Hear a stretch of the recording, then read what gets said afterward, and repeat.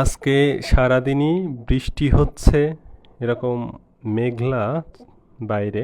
ওয়েদারটা অনেক সুন্দর, আমার রুমের ওয়েদারটা অনেক সুন্দর। এত সুন্দর ওয়েদারে পড়ালেখা করতে অবশ্যই ভালো লাগারই কথা। এখন যদি আমি চাকরির প্রস্তুতি না নিতাম তাহলে হয়তো বা এরকম ওয়েদারে আমি কোনো একটা উপন্যাস বা বা কোনো একটা গল্পের বই পড়তাম।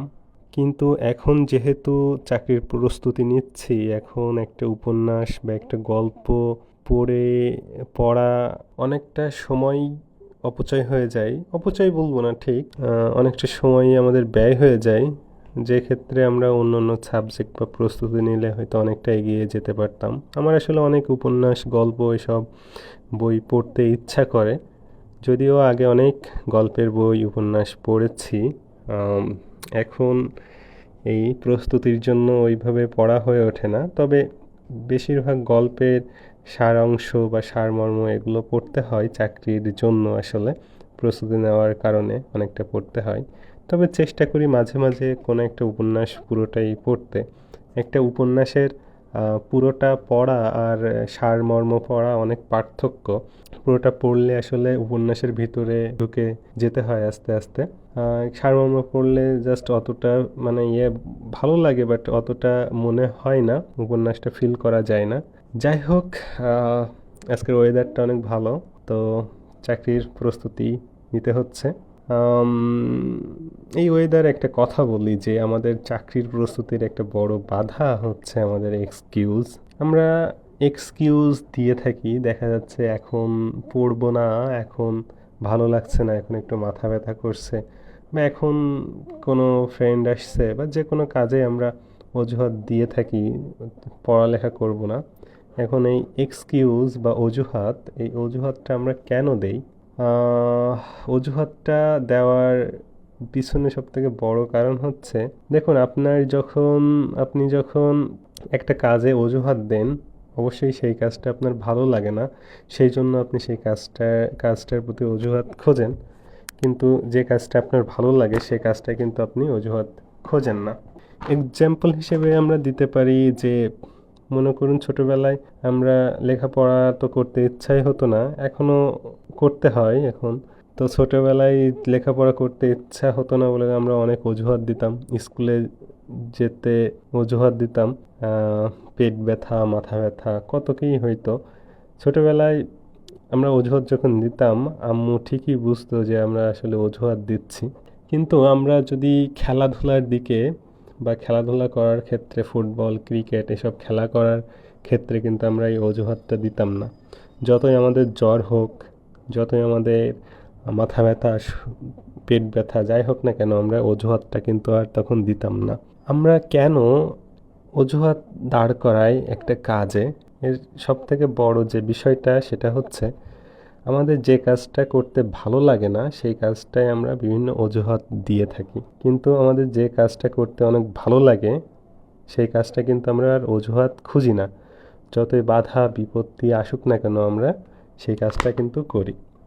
আমরা এই যে চাকরির প্রস্তুতি নিচ্ছি, আমরা চাকরির প্রস্তুতি এক হিসেবে জোর করে নেওয়া হয়ে যাচ্ছে। মনে হচ্ছে যে আমাদের চার হাত পা বেঁধে রাখছে কেউ, বেঁধে বলছে পড়, তাই আমরা পড়তেছি। আসলে এটা কতটা ঠিক যে হচ্ছে আমরা এরকম চাকরির প্রস্তুতিতে বা চাকরির পড়ার ক্ষেত্রে আমরা অজুহাত দাঁড় করাচ্ছি, এটা আসলে কতটা ঠিক? আপনি যদি একটু খেয়াল করেন যে হচ্ছে, আপনি যদি এখন লেখাপড়া না করে একটা ভালো চাকরি না পেয়ে আপনি যদি ফিউচারে আপনার যদি অতটা ভালো পজিশনে আপনি না যেতে পারেন, তাহলে আপনার অবস্থাটা কেমন হবে? আপনার দিকে তাকিয়ে আছে হয়তোবা আপনার মা, বাবা, বোন, সবাই তাকিয়ে আছে আপনার কাছ থেকে। তারা অনেক কিছুই আশা করে। এখন হয়তো আপনি অনেক কিছুই করতে পারছেন, কিন্তু কয়েক বছর পরে দেখা যাচ্ছে আপনি যখন জব টব কিছু পাইবেন না, তখন আপনার সিচুয়েশনটা, এনভায়রনমেন্টটা অনেক বদলে যাবে। আপনার এখন যে পরিবেশটা আছে অনেক বদলে যাবে। আমার কাছে মনে হয় যে আমরা এখন যে কষ্টটুকু করতেছি, চাকরি পাওয়ার ক্ষেত্রে, একটা চাকরি পাওয়ার ক্ষেত্রে আমরা যে কষ্টটুকু করি, তার থেকে অনেক বেশি কষ্ট করতে হবে যদি না আমরা একটা ভালো পজিশনে যাই। তো মূল কথা বলতে চাচ্ছি এইটাই যে আসলে চাকরির পরীক্ষা, চাকরি বাকরির প্রস্তুতি আমরা এইভাবে নিব যে আমাদের এইটা একটা আনন্দে পরিণত করতে হবে। আমরা আনন্দের সাথে এটা নিব। আমরা কখনো এটা জোর করে নিতে হবে এরকম না। এরকম করে আমরা নিলে আসলে এটা আসলে একঘেয়েমি চলে আসবে বা এরকম কিছু। আমার কথা বলি, আমি কখনোই একঘেয়েমি কোনো কাজ করতে আমার ভালো লাগেনি বা একঘেয়েমি কাজে আমি কখনোই টিকে থাকতে পারিনি। তো চাকরির প্রস্তুতির ক্ষেত্রে আমি সময় নিয়েই প্রস্তুতি নিচ্ছি। মানে আগামী কয়েকদিনের মধ্যেই যে আমার চাকরি পেয়ে যেতে হবে এরকম না। আমি হচ্ছে ভালোভাবে পড়তেছি। আমার পড়ালেখার প্রতি আমার আনন্দটুকু, যতটুকু আনন্দ নিয়ে আসা দরকার সে আনন্দটুকু আনার চেষ্টা করছি। আসলে আনন্দের সাথে পড়লে এই পড়াটা আমার মাথায় অনেক থাকে এবং আমার পড়তে ভালো লাগে।